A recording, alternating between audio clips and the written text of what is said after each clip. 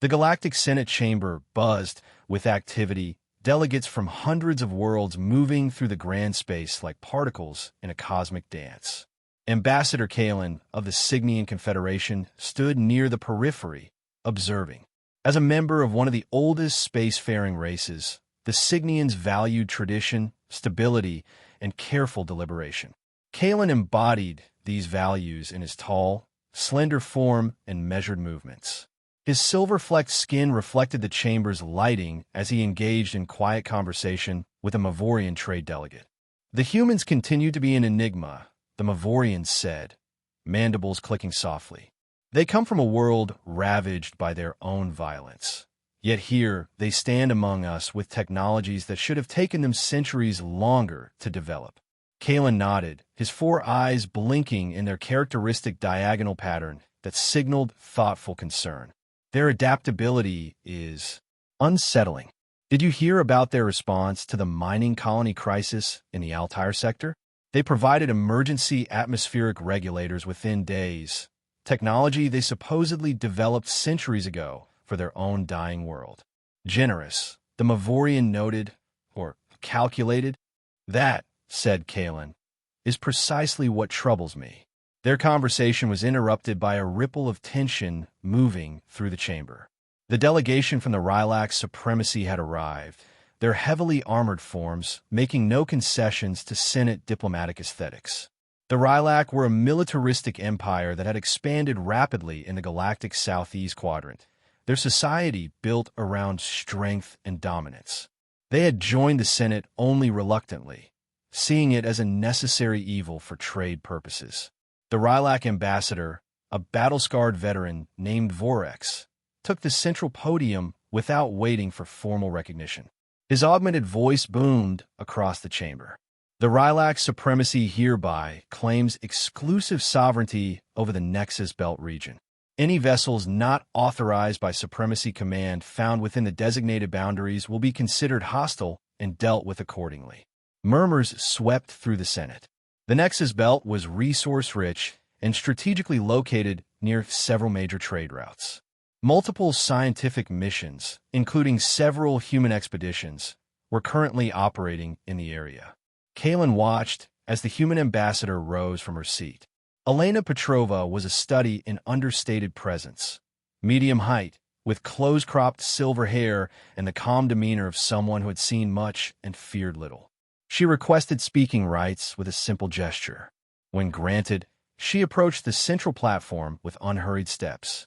Unlike many delegates who projected their voices to fill the chamber, Petrova spoke in measured, almost gentle tones that somehow commanded complete attention. "Esteemed colleagues," she began, "I wish to share some objective data regarding recent activities in the Nexus Belt." Without accusation or apparent anger, she presented evidence of Rylax vessels intercepting scientific missions, scanning equipment being damaged, and research teams being threatened. Her presentation was factual, devoid of emotional language or accusations. In light of these developments, Petrova continued, Earth proposes the formation of a joint scientific survey initiative for the entire Nexus Belt. All Senate members would be welcome to participate, sharing research data for mutual benefit. To facilitate this cooperation, we offer to share our advanced cartographic technologies as a gesture of goodwill. Kalen felt his outer eyelids twitch in surprise. Human mapping technology was known to be exceptionally advanced, a product of their centuries of desperate planet hunting before they stabilized their homeworld. That they would offer it freely was unprecedented. Ambassador Vorex laughed, a harsh sound through his respiratory augments. The humans offer toys while we secure our rightful territory. Their weakness disguised as diplomacy fools no one. The Nexus Belt belongs to the Supremacy. Kalen observed the reactions around the chamber. Many delegates seemed uncertain, glancing between the imposing Rylax and the calm human. Some appeared skeptical of the human's generosity, suspecting hidden motives. Others seemed genuinely impressed by the offer. As for Kalen himself, he couldn't decide if the humans were politically naive or operating according to some strategy he couldn't yet discern. Either possibility was concerning. The following day, news reached the Senate that Rylac patrol ships had increased their presence in the Nexus Belt.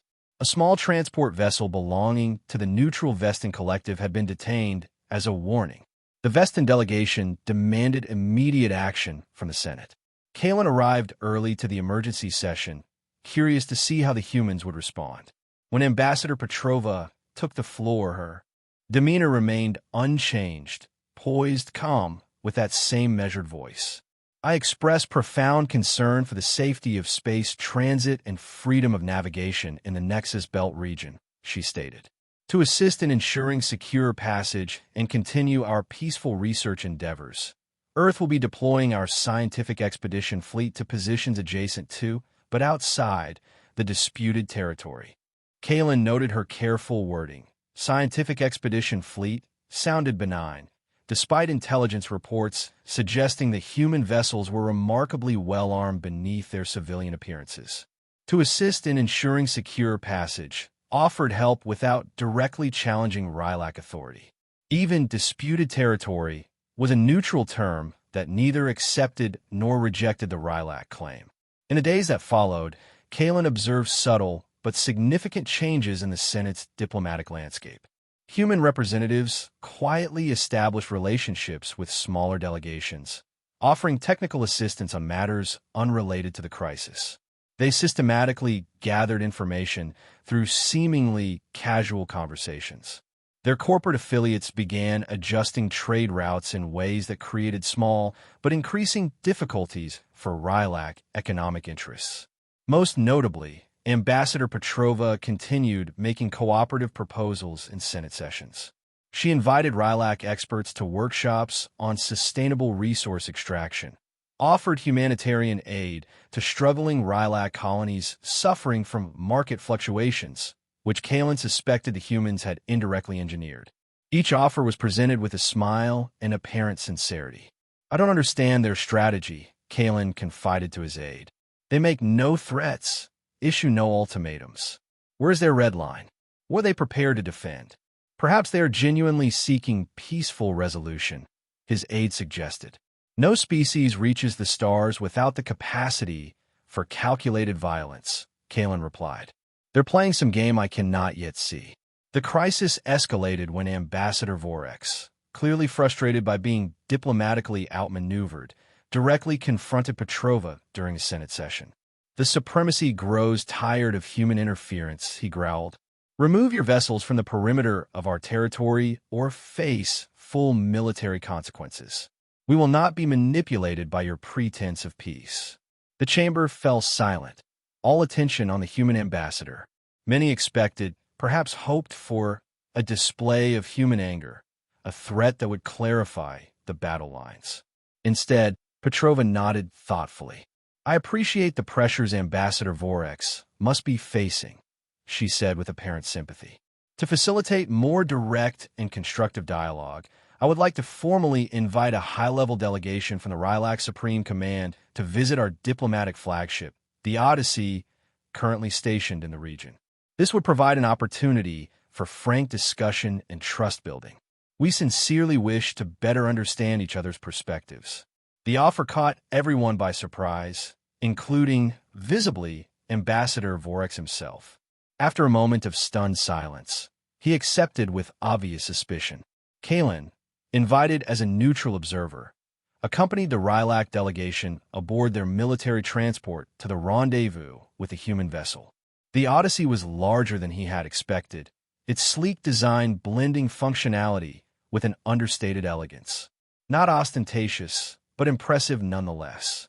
What truly surprised him, however, was the interior environment.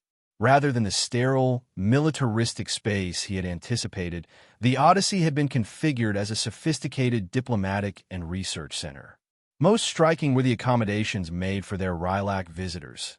Atmospheric composition, gravity, lighting, and temperature all adjusted to Rylac physiological preferences. Their human guide, a diplomatic officer named Tomas Chun, led them through a series of specialized facilities.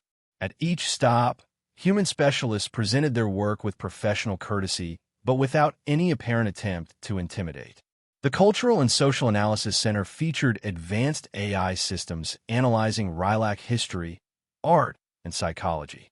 The presenters casually demonstrated deep insights into Rylak motivations, fears, and potential vulnerabilities.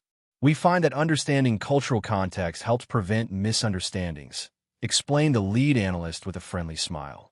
In the biology and medical laboratory, human scientists demonstrated treatments for several chronic conditions common among Rylak troops.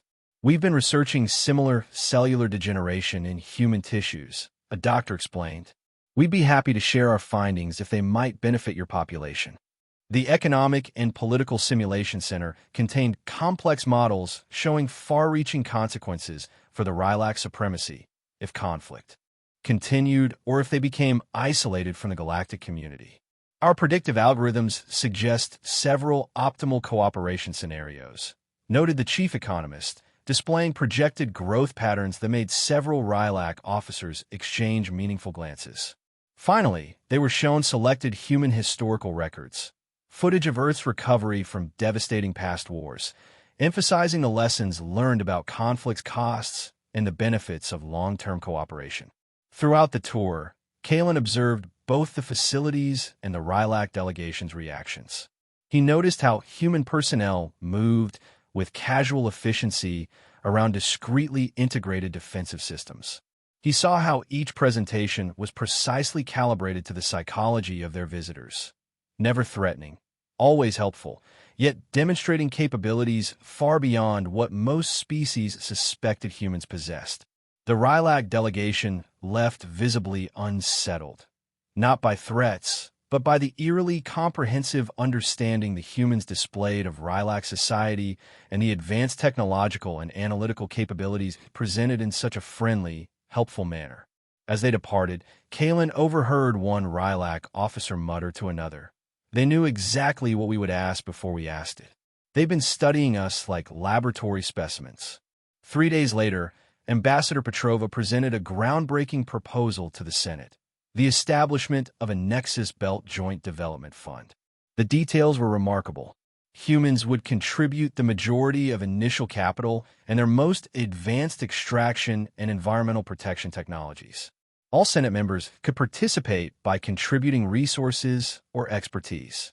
Profits would be shared equitably, with a significant portion reinvested in development projects for less developed members. Most crucially, the Rylak Supremacy was invited to take an honorary position on the Fund's Oversight Council, conditional on contributing their regional data and committing to the Fund's peaceful operating principles. The proposal sent shockwaves through the Senate. It appealed to the economic interests of most members, making continued Rylak aggression and action against the common good of the galaxy. The offer to the Rylak was both an honorable exit and a constraint.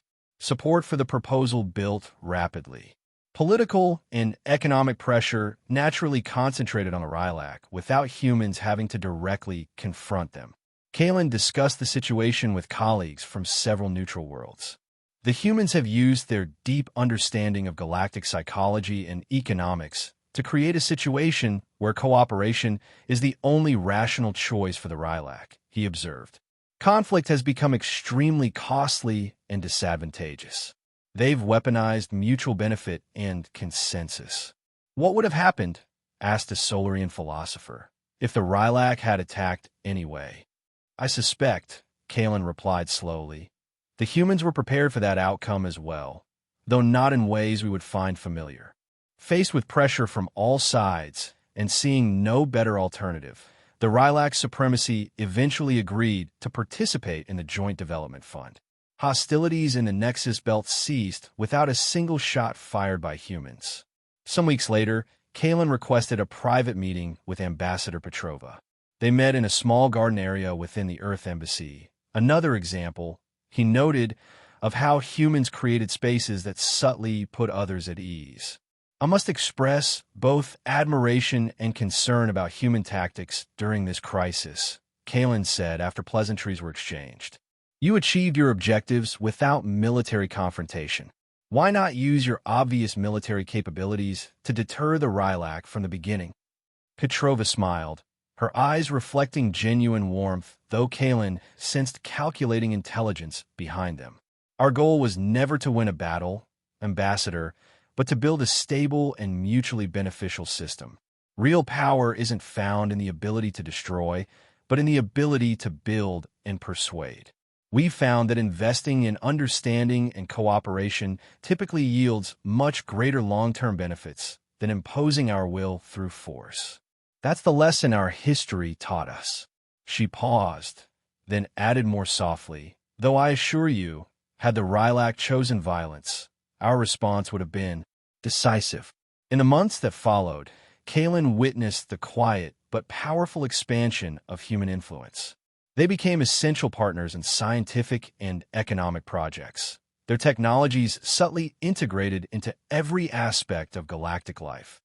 Their understanding of other species helped them navigate complex negotiations with devastating effectiveness. The truth gradually dawned on Kalen and the wider Senate. The frightening thing about humans wasn't their suppressed capacity for violence. It was their cold calculation, long-range planning, and their deliberate choice to use kindness, cooperation, and generosity as their most effective strategic tools. They had transformed friendliness into a sophisticated weapon, shaping the environment around them until their adversaries had no choice but to cooperate or self-destruct. Their genuine desire for peace, combined with their terrifying competence to achieve their goals by whatever means necessary, made them the most dangerous species in the galaxy. Most dangerous precisely when they were smiling and being nice. During a private dinner with several senior diplomats, Kalen summarized what many had come to understand. The humans don't need to threaten war. They make peace itself the most terrifying option for those who oppose them. As if to prove his point, that very evening came news that Earth had offered the Rylac supremacy preferential partnership in developing a revolutionary propulsion technology. The same Rylac who had nearly started a war were now expressing enthusiastic gratitude for human generosity. Kalen watched Ambassador Petrova across the Senate chamber the next day, calmly conversing with delegates from a dozen worlds. She caught his gaze and nodded slightly, a gentle smile on her face. He returned the gesture, feeling both respect and an involuntary shiver. The most dangerous predators, he reflected, were those you never saw coming, those that made you welcome your own consumption. The following year witnessed the quiet transformation of galactic politics. The Joint Development Fund expanded beyond the Nexus Belt to include other regions. Human diplomatic influence grew not through threats or demands, but through increasingly indispensable partnerships. Their corporate entities became essential economic nodes. Their cultural products spread throughout civilized space, subtly shifting perspectives toward human values. Ambassador Vorex was replaced by a younger, more diplomatic Rylac, who spoke enthusiastically about progressive cooperation with our human friends. Rylac military vessels were gradually repurposed for joint security operations coordinated by multilateral committees on which humans held key advisory positions. They're remaking the galaxy in their image without firing a shot, Kalen remarked to his successor as he prepared to return home after his extended diplomatic tour. And most concerning of all, we're thanking them for it. Do you believe they have hostile intentions? The younger diplomat asked. Kalen considered the question carefully. No, he said finally.